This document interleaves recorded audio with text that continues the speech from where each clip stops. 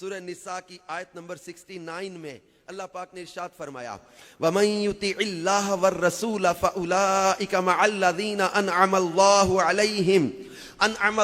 عَلَيْهِم مِّنَ النَّبِيِّينَ وَالصِّدِّيقِينَ وَالشُّهَدَاءِ وَالصَّالِحِينَ وَحَسُنَ أُولَٰئِكَ رَفِيقًا۔ فرمایا اور جو اللہ اور اس کے رسول کی اطاعت کرے، سنیں صلہ اطاعت رسول صلی اللہ علیہ وسلم کا، فرمایا جو اللہ اور اس کے رسول کی اطاعت کرے تو وہ ان لوگوں کے ساتھ ہوگا جن پر اللہ نے فضل کیا، یعنی انبیاء اور صدیقین اور شہداء اور صالحین، وحسن اولئک رفیقا، اور یہ کتنے اچھے ساتھی ہیں۔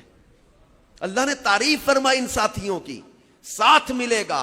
اس آیت کا شان نزول سنیں، جڑا والا فیضان مدینہ میں جمع ہونے والے عاشقان رسول اور مدنی چینل کے ذریعے دنیا بھر میں جو ناظرین ہمیں دیکھ اور سن رہے ہیں، اس آیت کا شان نزول بیان کرتے ہوئے تفاسیر میں لکھا ہے کہ حضرت ثوبان رضی اللہ تعالی عنہ یہ تاجدار دو عالم صلی اللہ علیہ وآلہ وسلم کے ساتھ کمال درجے کی محبت رکھتے تھے اور انہیں جدائی کی تاب نہ تھی۔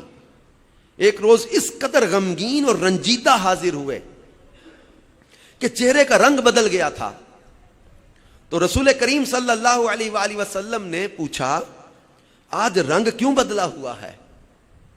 عرض کیا نہ مجھے کوئی بیماری ہے اور نہ درد، سوائے اس کے کہ جب حضور صلی اللہ علیہ وآلہ وسلم سامنے نہیں ہوتے تو انتہا درجہ کی وحشت و پریشانی ہو جاتی ہے۔ Can you imagine their priorities؟ آج ہماری پریورٹیز کیا ہیں، ہماری ترجیحات کیا ہیں؟ حضرت ثوبان رضی اللہ تعالیٰ اپنے چہرے کی رنگت کے بدل جانے اور غم زدہ ہو جانے پر کیا عرض کرتے ہیں، مجھے درد بھی کوئی نہیں، مجھے کوئی بیماری بھی نہیں، مگر جب تک آپ صلی اللہ علیہ وسلم سامنے نہیں ہوتے نا تو انتہا درجے کی پریشانی اور وحشت ہو جاتی ہے۔ جب آخرت کو یاد کرتا ہوں تو یہ اندیشہ ہوتا ہے کہ وہاں میں کس طرح دیدار پا سکوں گا۔ آپ اعلیٰ ترین مقام میں ہوں گے اور مجھے اللہ پاک نے اپنے کرم سے جنت بھی دی، تو اس مقام عالی تک رسائی کہاں؟ آپ تو اعلیٰ درجے میں جنت کے ہوں گے اور میں عام جنت میں، تو میں اب یہاں تھوڑی دیر کے لیے جدائی برداشت نہیں کر پاتا، اب نظر نہ آئے تو دل بے قرار ہو جاتا ہے، تو وہاں اگر آپ کی زیارت نہ ملی، آپ کا دیدار نہ ملا تو میرا کیا بنے گا؟ تو یہ تصور مجھے رلا دیتا ہے، یہ چیز مجھے بے چین و بے قرار کیے رکھتی ہے۔ تو اب حضرت ثوبان رضی اللہ تعالیٰ عنہ کے دل کی بے قراری اور ان کی اس اضطراری پر رب کائنات نے یہ آیت نازل فرمائی وَمَن يُطِعِ اللَّهَ وَالرَّسُولَ، اور جو اللہ اور اس کے رسول کی اطاعت کرے، فَأُولَٰئِكَ مَعَ الَّذِينَ أَنْعَمَ اللَّهُ عَلَيْهِمْ، پس وہ انہی کے ساتھ ہوں گے جن پر اللہ کا فضل ہوا۔ یہ صلہ بیان کر دیا اللہ اور اس کے رسول کی اطاعت کا کہ اللہ اسے اپنے پیاروں کا ساتھ عطا کرے گا، اللہ اسے انعام یافتگان کا ساتھ عطا کرے گا، اللہ اسے جن پر فضل ہوا ان کا ساتھ عطا کرے گا، انبیاء، صدیقین، شہداء اور اولیاء کرام صالحین کا ساتھ عطا کیا جائے گا۔ اور یہ حضرت ثوبان رضی اللہ تعالیٰ عنہ کے دل کو بھی تسکین دی گئی اور غلاموں کے لیے دل کو بھی تسکین مل گئی کہ اللہ اور اس کے رسول کی اطاعت کا صلہ یہاں بیان کر دیا گیا کہ منزلوں کے فرق کے باوجود فرما برداروں کو نبی کریم صلی اللہ علیہ وآلہ وسلم کی بارگاہ میں حاضری اور معیت کی نعمت سے سرفراز فرمایا جائے گا، اور انبیاء کرام کے مخلص فرما بردار جنت میں ان کی صحبت و دیدار سے محروم نہ ہوں گے۔ حدیث پاک میں ہے المرء مع من احب، آدمی جس سے محبت کرتا اسی کے ساتھ ہوگا۔ میرے پیارے پیارے اسلامی بھائیوں اور مدنی چینل کے ناظرین، یہاں صحابہ کرام علیہم رضوان کی نبی پاک صلی اللہ تعالی علیہ وسلم کے ساتھ محبت، پھر شوق رفاقت کا بھی اندازہ محسوس کریں کہ صحابہ کرام کو نبی کریم صلی اللہ علیہ وسلم کی رفاقت کا کتنا شوق تھا، کس قدر یہ بے چین و بے قرار رہا کرتے تھے۔ آج ہمارے دور کا نوجوان کسی غیر محرم کے لیے تو روتا، دنیا کے مال کے لیے روتا، نشے نہ ملنے پر روتا ہے، شراب کے لیے، گناہ کے لیے، بدکاریوں کے لیے یہاں بے چین ہے. لیکن صحابہ کرام علیہ رضوان کی پریورٹیز آپ نے دیکھی، ترجیحات دیکھی. ان کا رونا، ان کی بے چینی اور بے قراری کہاں ہے کہ محبوب کریم صلی اللہ علیہ وسلم کی زیارت نہ ملی جنت میں تو میرا کیا ہوگا. حضرت ربیعہ رضی اللہ تعالیٰ عنہ کو جب اختیار دیا کچھ مانگنے کا تو انہوں نے مانگا کیا؟ جب فرمایا نا سل ربیعہ مانگ، تو انہوں نے کیا مانگا؟ انی اسألک مرافقتک فی الجنہ. یا رسول اللہ صلی اللہ علیہ وسلم، میں جنت میں آپ کی رفاقت کا سوال کرتا ہوں، آپ کا ساتھ چاہیے. تو نبی کریم صلی اللہ علیہ وسلم کی زیارت کی طلب، آپ کی رفاقت، آپ کا قرب، یہ پریورٹی ہے، یہ ترجیح ہے. اور اللہ پاک نے یہ انعام بیان کیا ہے، صلہ بیان کیا ہے کہ جو اللہ اور اس کے رسول کی اطاعت کرے پس وہ انہی کے ساتھ ہوگا جن پر اللہ کا فضل ہوا. تو اللہ اپنے پیاروں کا انہیں ساتھ عطا کرے گا. تو یہاں اللہ تبارک و تعالی نے یہ انعام بیان کیا ہے اطاعت رسول صلی اللہ علیہ وآلہ وسلم کا، کیونکہ حقیقت میں نبی کریم صلی اللہ علیہ وآلہ وسلم کی جو اطاعت ہے اس کو اللہ پاک نے قرآن پاک میں ہی بیان کیا. من یطیع الرسول فقد اطاع اللہ. جس نے رسول صلی اللہ علیہ وسلم کی اطاعت کی اس نے اللہ ہی کی اطاعت کی ہے. تو رسول پاک صلی اللہ علیہ وسلم کی اطاعت اصل میں اللہ ہی کی اطاعت ہے. تو لہٰذا میرے پیارے اسلامی بھائیوں، جہاں اللہ اور اس کے رسول کی اطاعت کا حکم دیا جاتا ہے، یہاں رسول پاک صلی اللہ علیہ وسلم اللہ کے حبیب ہیں، اللہ کے محبوب ہیں، اللہ کے پیارے رسول ہیں. اب ان کی فرما برداری کو اللہ نے اپنی فرما برداری قرار دیا ہے. اور اسی طرح سورہ نساء میں اللہ پاک جل شانہ نے ارشاد فرمایا، وَمَا أَرْسَلْنَا مِن رَّسُولٍ إِلَّا لِيُطَاعَ بِإِذْنِ اللَّهِ وَلَوْ أَنَّهُمْ إِذ ظَّلَمُوا أَنفُسَهُمْ جَاءُوكَ فَاسْتَغْفَرُوا اللَّهَ وَاسْتَغْفَرَ لَهُمُ الرَّسُولُ لَوَجَدُوا اللَّهَ تَوَّابًا رَحِيمًا. اور ہم نے کوئی رسول نہ بھیجا مگر اس لیے کہ اللہ کے حکم سے اس کی اطاعت کی جائے. اور اگر جب وہ اپنی جانوں پر ظلم کر بیٹھے تھے تو اے حبیب تمہاری بارگاہ میں حاضر ہو جاتے، پھر اللہ سے معافی مانگتے اور رسول بھی ان کی مغفرت کی دعا فرماتے تو ضرور اللہ کو بہت توبہ قبول کرنے والا مہربان پاتے. تو یہاں اللہ پاک نے جو فرمایا ہم نے کوئی رسول نہ بھیجا مگر اس لیے کہ اس کی اطاعت کی جائے. یہاں رسولوں کی تشریف آوری کا مقصد بیان کیا گیا ہے کہ اللہ پاک رسولوں کو بھیجتا ہی اس لیے ہے کہ اللہ کے حکم سے ان کی اطاعت کی جائے. اس لیے اللہ پاک انبیاء اور رسل علیہم الصلاۃ والسلام کو معصوم بناتا ہے، کیونکہ اگر انبیاء خود گناہوں کے مرتکب ہوں گے تو دوسرے ان کی اطاعت و اتباع کیا کریں گے. رسول کی اطاعت اس لیے ضروری ہے کہ اللہ کی اطاعت کا طریقہ ہی رسول کی اطاعت کرنا ہے. یہ اہمیت سمجھے کہ اللہ کی اطاعت کا طریقہ ہی رسول کی اطاعت کرنا ہے. اس سے ہٹ کر اطاعت الہی کا کوئی دوسرا طریقہ نہیں. جو رسول کی اطاعت کا انکار کرے وہ کافر ہوگا، اگرچہ ساری زندگی سر پر قرآن اٹھا کر پھرتا رہے. اس آیت کی تفسیر میں تفسیر صراط الجنان میں بیان کیا گیا. پھر اگلی آیت میں اللہ پاک جل شانہ نے جو ارشاد فرمایا وہ مزید اس اطاعت کی طرف رغبت دلاتا ہے. اللہ پاک فرماتا ہے فَلَا وَرَبِّكَ لَا يُؤْمِنُونَ حَتَّى يُحَكِّمُوكَ فِي مَا شَجَرَ بَيْنَهُمْ ثُمَّ لَا يَجِدُوا فِي أَنفُسِهِمْ حَرَجًا مِّمَّا قَضَيْتَ وَيُسَلِّمُوا تَسْلِيمًا. تو اے حبیب تمہارے رب کی قسم یہ لوگ مسلمان نہ ہوں گے جب تک اپنے آپس کے جھگڑے میں تمہیں حاکم نہ بنا لے. پھر جو کچھ تم حکم فرما دو اپنے دلوں میں اسے رکاوٹ نہ پائیں اور اچھی طرح سے دل سے مان لیں. یہ اللہ پاک جل شانہ نے یا قسم کے ساتھ فرمایا کہ حبیب تمہارے رب کی قسم. تو یہ نبی کریم صلی اللہ تعالی علیہ وسلم کے حکم کو تسلیم کرنا یہاں بتا دیا کہ فرض قطعی ہے. جو شخص تاجدار رسالت صلی اللہ علیہ وآلہ وسلم کے فیصلے کو تسلیم نہیں کرتا وہ مسلمان نہیں. ایمان کا مدار ہی اللہ اور اس کے رسول صلی اللہ علیہ وسلم کی کے حکم کو تسلیم کرنے پر ہے.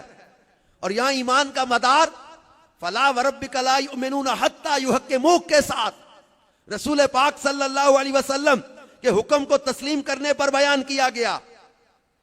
تو یہاں پتا چلا کہ رسول پاک صلی اللہ علیہ وسلم حاکم بھی ہیں اور آپ صلی اللہ تعالی علیہ وسلم کے حکم کو دل و جان سے ماننا ضروری ہے. اس کے بارے میں دل میں بھی کوئی رکاوٹ نہیں ہونی چاہیے. ایک تو ایک بات ماننا, دوسرا یہاں فرمایا دل میں بھی رکاوٹ کوئی نہیں ہونی چاہیے. وداؤٹ اینی ہیزیٹیشن رسول پاک صلی اللہ علیہ وسلم کی فرما برداری کی جائے گی. اور اس آیت کے آخر میں یہاں بیان کر دیا گیا کہ پھر اپنے دلوں میں حضور علیہ الصلوۃ والسلام کے حکم کے متعلق کوئی رکاوٹ نہ پائیں اور دل و جان سے تسلیم کر لیں. دل و جان سے یسلموا تسلیما, دل و جان سے آپ کے حکم کو تسلیم کرنا, یہ ہے اتباع رسول صلی اللہ علیہ وسلم کا درجہ. یہ ہے حضور علیہ الصلوۃ والسلام کے حکم پر عمل کا درجہ. اور اللہ پاک نے قرآن پاک میں جو ارشاد فرمایا یا ایھا الذین آمنوا استجیبوا للہ وللرسول اذا دعاکم لما یحییکم, یہ سورہ انفال کی آیت ہے. اللہ پاک نے یہ ارشاد فرمایا اے ایمان والو, جب اللہ رسول تمہیں اس چیز کی طرف بلائیں جو زندگی بخشے تمہیں, اللہ رسول جب تمہیں بلائیں استجیبوا للہ وللرسول اذا دعاکم, جب تمہیں بلائیں نا اللہ رسول تو فوراً حاضر ہو جاؤ. لما یحییکم, رسول تمہیں جو زندگی عطا کریں, جو تمہیں اللہ رسول کی طرف بلایا جاتا نا. اب نبی کریم صلی اللہ علیہ وسلم ایک صحابی رضی اللہ تعالیٰ کو آواز دی, وہ نماز پڑھ رہے تھے. جب وہ نماز مکمل کر کے حاضر ہوئے, آپ نے فرمایا تمہیں کس چیز نے روکا؟ انہوں نے عرض کی میں نماز پڑھ رہا تھا. آپ نے فرمایا تم نے قرآن میں یہ حکم نہیں پڑھا اللہ کا, استجیبوا للہ وللرسول اذا دعاکم, فوراً حاضر ہو جاؤ جب اللہ رسول تمہیں بلائیں. انہوں نے عرض کیا حضور میں نے پڑھا تو ہے اور اب ایسا نہیں ہوگا. یعنی اس قدر آپ کی فرما برداری لازم ہے. اور نبی کریم صلی اللہ علیہ وآلہ وسلم کی فرما برداری, یعنی نبی کریم صلی اللہ علیہ وسلم کے جو حقوق بیان کیے گئے نا, اس شفا شریف کے اندر قاضی ایاز رحمت اللہ تعالی علیہ نے نبی کریم صلی اللہ علیہ وسلم کے کئی حقوق بیان کیے جو امت پر آپ کے حقوق ہیں. ان میں سے علامہ عبد المصطفیٰ اعظمی رحمت اللہ علیہ نے سیرت مصطفیٰ میں جو ہے وہ 8 حقوق کو بیان کیا. ایمان بالرسول, اتباع سنت رسول, اطاعت رسول, محبت رسول, تعظیم رسول, مدح رسول, درود شریف اور قبر انور کی زیارت. یہ حقوق بیان کیے گئے ہیں. اتباع سنت رسول, اطاعت رسول صلی اللہ علیہ وآلہ وسلم, یہ نبی کریم علیہ الصلوۃ والسلام کے حقوق میں بیان کیا گیا. اور اطاعت رسول صلی اللہ علیہ وسلم کا صلہ کیا ملتا ہے یہ دیکھنا ہو تو پھر سیرت صدیق اکبر کو پڑھیں. حضرت سیدنا صدیق اکبر رضی اللہ تعالیٰ نے فرما برداری اختیار کی, ان کی محبت میں زندگی بسر کی, ان کی اطاعت میں زندگی بسر کی, تو اللہ تبارک و تعالیٰ نے نبی کریم صلی اللہ علیہ وسلم کی فرما برداری کا ان کے لیے صلہ یہ بیان کرتے ہوئے فرمایا وَسَيُجَنَّبُهَا الْأَتْقَى, ان کے لیے جو وہ بڑا اعلان کیا گیا کہ یہ آگ سے دور رکھے جائیں گے. نبی پاک صلی اللہ علیہ وسلم کی محبت کا, غلامی کا, فرما برداری کا صلہ دنیا نے پھر دیکھا کہ حضرت صدیق اکبر رضی اللہ تعالیٰ عنہ کا جب جنازہ بارگاہ رسالت صلی اللہ علیہ وسلم میں لایا گیا تو آپ نے اپنے روضہ اطہر کا دروازہ کھول کے انہیں اپنے پاس بلا لیا. صدیق اکبر رضی اللہ تعالیٰ عنہ کو اپنی قبر انور کا پہلو عطا کیا, اپنا پڑوس عطا کیا, اپنے جوار میں جگہ عطا کی, اپنے قرب میں جگہ عطا فرمائی. اور اطاعت رسول صلی اللہ علیہ وسلم کا صلہ دیکھنا تو پھر حضرت مولا کائنات, مولا مشکل کشا, علی المرتضی, شیر خدا کرم اللہ تعالی وجہ الکریم کی مبارک سیرت کا مطالعہ کرتے ہوئے جب مقام صحبہ میں نماز عصر کو قربان کرتے ہیں تو نبی کریم صلی اللہ علیہ وسلم جب انہیں اپنے پاس بلایا, بٹھایا زانو علی المرتضی پر سر انور رکھ کے, اب آپ آرام فرما رہے ہیں, وحی کا نزول ہے. اب نبی کریم صلی اللہ تعالی علیہ وآلہ وسلم نے ان کو بلایا ہے, اطاعت رسول میں بیٹھے ہیں, نماز عصر قربان کر دی. میرے آقا مدینے والے مصطفیٰ صلی اللہ علیہ وسلم वसल्लम ने दुआ देते हुए क्या कहा था, इन्नहु काना फी ताअतिका व फी ताअति रसूलिका, ए अल्लाह अली तेरी इताअत कर रहे थे और तेरे रसूल की इताअत कर रहे थे, बस इनके लिए डूबे सूरज को पलटा दे।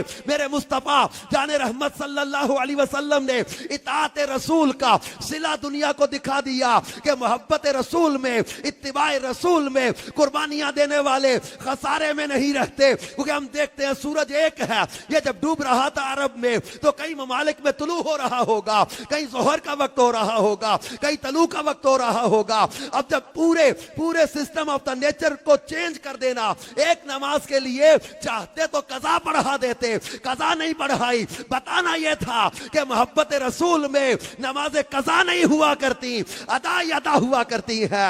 और इताअत रसूल का, इत्तिबाए रसूल का सिला दिखाना था। और मेरे आका मदीने वाले मुस्तफा सल्लल्लाहु अलैहि वसल्लम ने हजरत अली शेर खुदा करमल्लाहु ताला वजहुल करीम की नमाज असर के लिए डूबे सूरज को पलटाया, धूप चमकी, साए फैले, हजरत अली शेर खुदा करमल्लाहु ताला वजहुल करीम ने नमाज असर अदा की।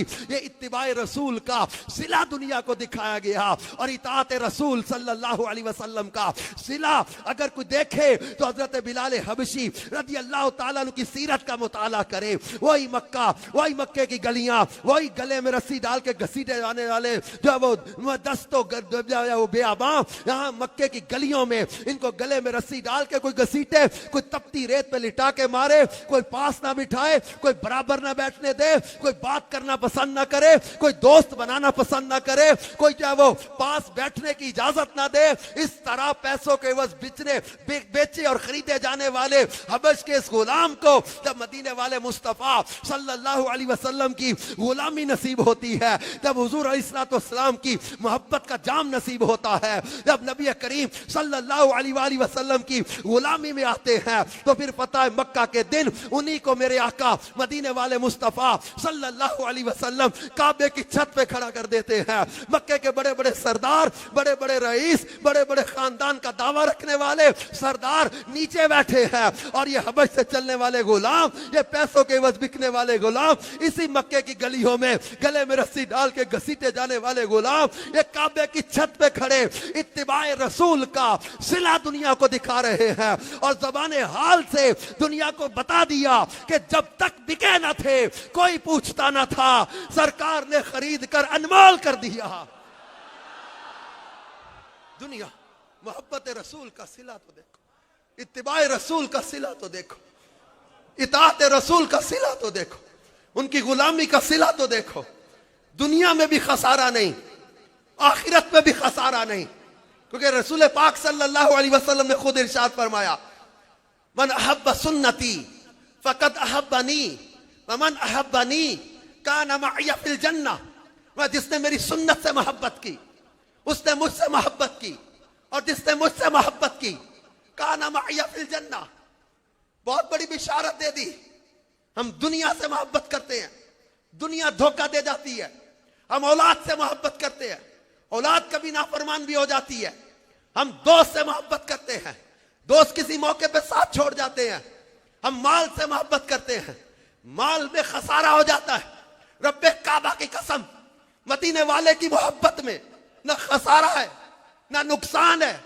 और मोहब्बत का दर्जा कैसे बयान किया, एक हदीस में सुन्नत को जिंदा करने वाले के लिए फरमाया, जिसने मेरी सुन्नत को जिंदा किया उसने मुझसे मोहब्बत की। और इस हदीस में फरमाया मन अहब्ब सुन्नती, जिसने मेरी सुन्नत से मोहब्बत की, फकद अहब्बनी, उसने मुझसे मोहब्बत की। व मन अहब्बनी, और जिसने मुझसे मोहब्बत की खसारे में नहीं है, काना मअय फिल जन्नह, वो जन्नत में भी मेरे साथ होगा। ये सिला